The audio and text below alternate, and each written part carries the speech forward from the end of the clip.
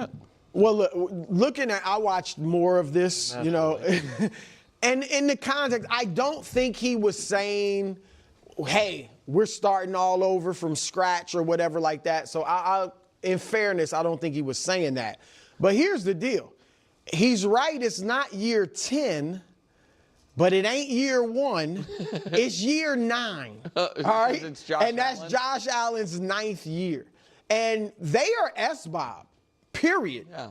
They were SBOB, I mean, before this, but the moment Joe Brady signed his contract, the expectation is Super Bowl next year. This year coming up. Because every year, it's the same thing for Lamar and the Ravens. But every year, it's more so for the Bills for this reason. They've never won a Super Bowl. And they've been good and gotten to plenty and lost. We all know that. But every year they don't win it, it is going to ratchet the pressure up even more on Josh Allen and the Bills organization, including Joe Brady. So this is, I don't care. Nobody cares if they go 17-0. Nobody cares if Josh wins another MVP. If they end their season like they did this year, whatever round, it's going to be a big disappointment. So the pressure's on. Nobody wants to hear that, oh, it's the first year and all that stuff. They got to get it done. Yeah, I just flatly don't buy this. I might buy it a little bit for Jesse Minter because he came in from the outside. He came in and you know what? We're going to have to start a bunch of things fresh. We're obviously going to have a lot of player turnover, staff turnover, all of it. I think I have been a little confused by some of Joe Brady's media stuff thus far. He, a couple days ago, was talking about Khalil Shakir. He's like, listen, that guy, the short version was he was saying he can do more than what he's done. He can play inside, outside, not just catch bubble screens, go downfield. Buddy, you were the offensive coordinator. Yeah. You were the one calling the plays. And so I'm not going to, prematurely judge it. And I do think there is something to be said for a team that's been as close as Buffalo to stick with continuity, to want to go with, hey, we needed a new voice, but we didn't need an overhaul. I think that might be smart. But it is, to me, just objectively inaccurate to be like, this is year 1. No one will look at it like that. Okay. I have to say, I am genuinely thrilled to dive into this particular topic, Buffalo Bills fans. I am so ready for this discussion.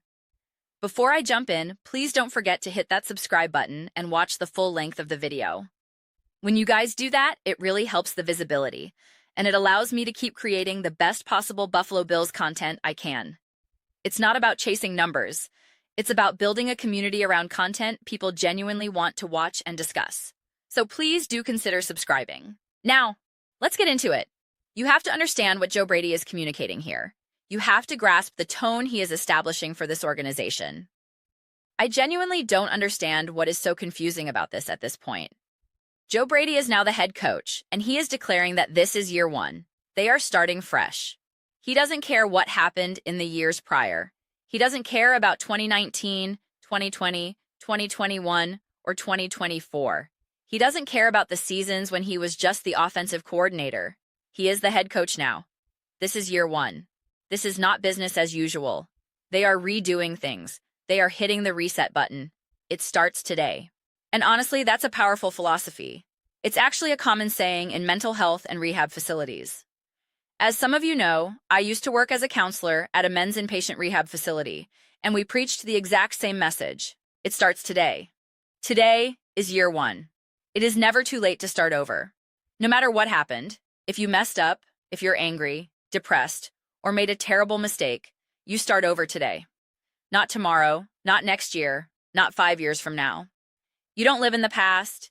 You hit the reset button today. You get into a huge fight with your partner, and you regret how you handled it. You don't wait until tomorrow to fix it. You start fresh right now. Brand new. Let's go. Year 1. That is the mentality. That is the culture. And Joe Brady is embodying that. He is instilling that mindset into the organization right now, and I think it's awesome. This brings me to something that drives me crazy about analysts like Nick Wright. He always talks about the lingering scars of past failures. He said it about the Denver Broncos, that they'd never get over not winning. He said the same thing about Drake May and the New England Patriots. He's constantly bringing up scars. Apparently, every team has scars, except for Patrick Mahomes and the Kansas City Chiefs. They just have flawless skin, I guess. But if you want to eliminate that narrative, this is exactly the approach you take. This is the mentality. Joe Brady is saying, I don't care what happened in 2023 or 2025. I don't care what happened 4 months ago or 2 weeks ago. We are talking about today, right now. This is year one. And Nick Wright's response has been to say, hey, buddy, you were the offensive coordinator. It's so different being the head coach compared to being a coordinator. And he's acting like Brady's takes are weird, or that the perspective shift is somehow invalid. But that's exactly the point. It is different. It is fundamentally different when you transition from coordinator to head coach. Anyone who has played sports, even at a relatively low level, might understand this. I assume most people, unless they played at a truly elite level, probably never experienced having multiple layers of coaches. At most, you might have had an assistant coach or a parent helping out. But when you have an actual head coach and then multiple position coaches underneath them, the dynamic is just different. Even if a position coach has a lot of authority over you individually, they don't have all the power. They don't have the final say. The head coach does. So when that assistant or coordinator becomes the head coach, the shift is monumental. It's night and day. It's a completely different world. I wish I could come up with a non-sports analogy to illustrate this, and I'm usually pretty good at that kind of thing. But honestly, I'm struggling right now.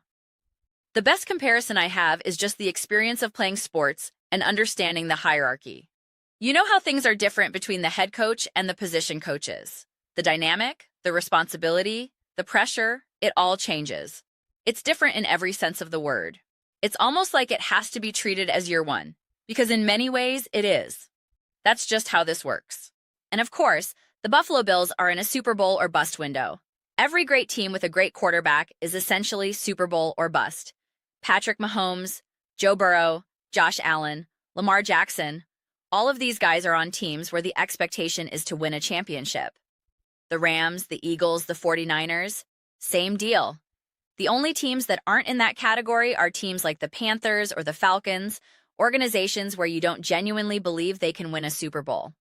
But any team that has a realistic sense that they can compete for a title is, by definition, in a Super Bowl or bust situation. You better win it all. If you don't, the season is viewed as a failure. Look at the Rams. They didn't win last year, and that was seen as a disappointment. They have a limited window with Matthew Stafford, so every year they don't win is pressure. The Eagles didn't win last year. They didn't even win a playoff game. Failure. They fired coaches and hired new ones.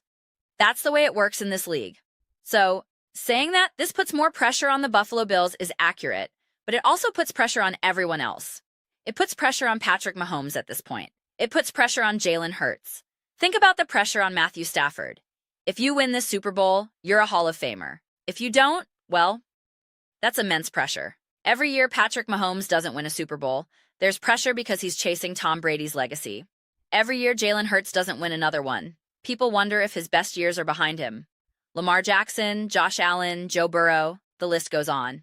So, that pressure is always there. I'm not going to pretend it's the same degree for everyone.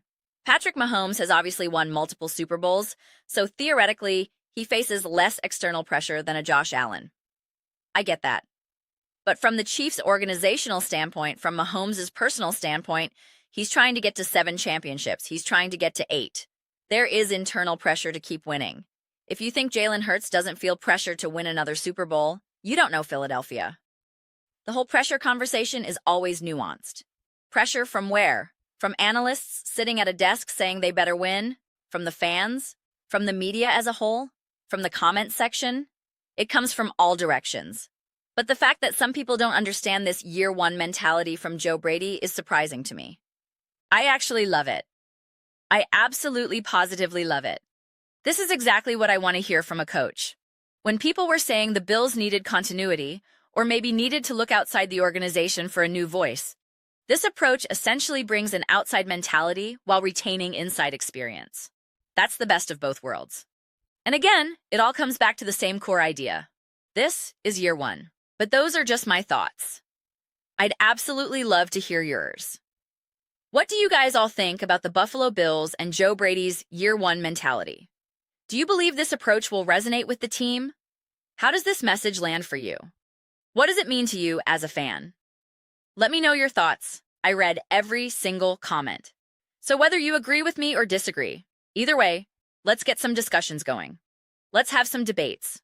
But ultimately, let's just have some fun with it. And please do consider subscribing to the channel.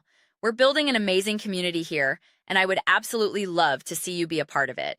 I want to build something we all genuinely feel connected to, something we're really excited to be a part of. I think we're well on our way to doing that.